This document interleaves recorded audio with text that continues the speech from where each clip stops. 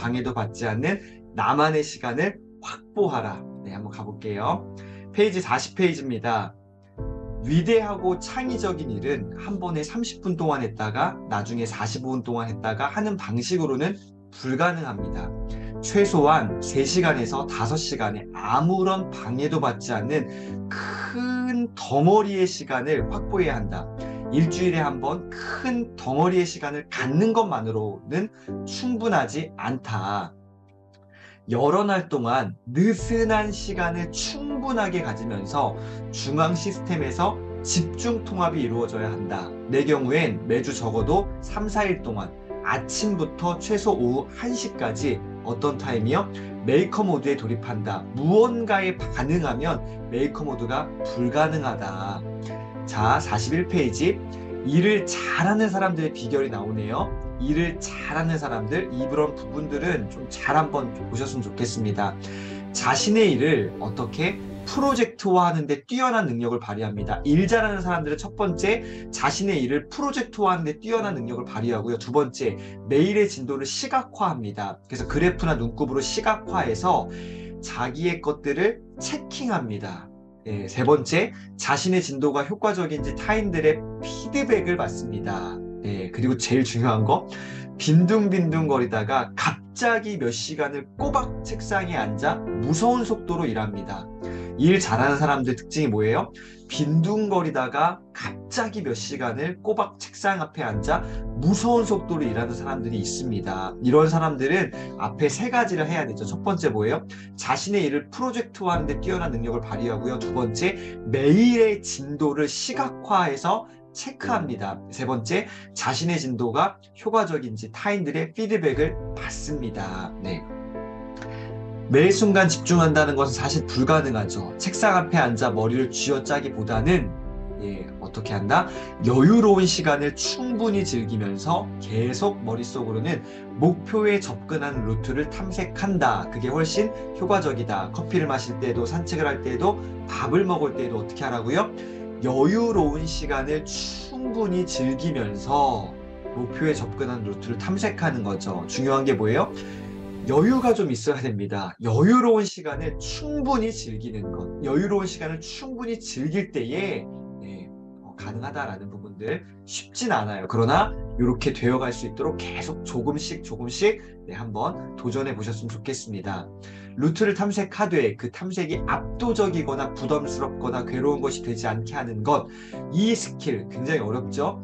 탐색이 압도적이거나 부담스럽거나 괴로운 것이 되지 않게 하는 것, 참 말은 쉬운데 쉽지 않습니다. 이 스킬을 연마하면 분명 탁월한 메이커가 될 것이다. 마지막 팁은 이렇다. 잘 보세요. 집중하는 순간에는 반드시 어떠한 달인? 거절의 달인이 되어야 한다. 집중하는 그 순간에는 반드시 거절해버려야 돼요. 거절의 달인이 되어야 한다라고 이야기합니다. 집중하는 순간에는 반드시 거절의 달인이 되어야 된다. 오늘 이 챕터는 바로 이 책의 전체 저자죠. 팀 페리스가 이야기하는 내용입니다. 집중하는 순간에는 반드시 무엇에 대한 달인?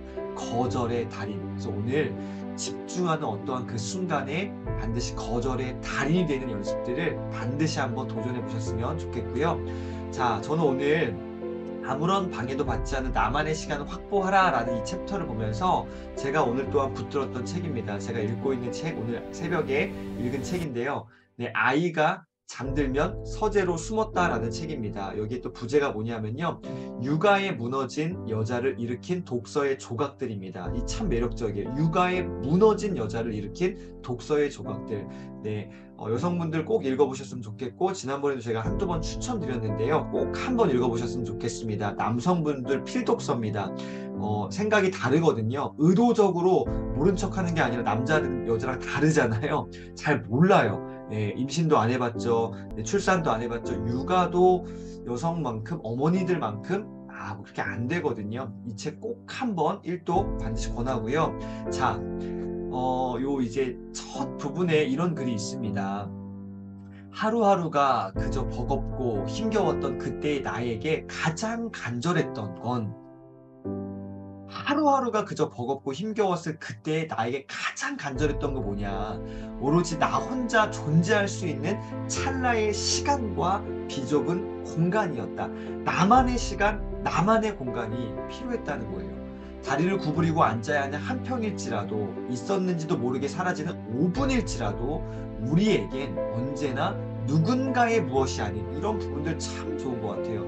누군가의 무엇이 아닌 나 자체, 나 존재, 나 자신으로 숨쉬고 생각할 수 있는 무엇? 순간, 그러한 시간이 필요하다는 거죠. 아무에게도 방해받지 않는 나만의 시간. 네. 이 책을 펼쳐든 그 시간, 그 장소가 바로 그런 순간의 작은 피난처가 될 수 있기를 바란다. 예. 진짜 한번 이 책 읽어보셨으면 좋겠습니다. 저는 이 책 읽으면서 저는 한 3독 정도 했는데요. 볼 때마다 와, 참 그렇구나. 저를 좀 돌아보게 되는 바로미터가 되고요. 네, 많이 펑펑 웁니다. 그래서 네, 한번 꼭 읽어보셨으면 좋겠습니다. 오늘 40이 되기 전에 5번째 시간이에요. 아무런 방해도 받지 않는 나만의 시간을 확보하라. 그것이 5분이 되어도 좋아요. 사실은 저자가 얘기하는 거는 3시간에서 5시간인데요.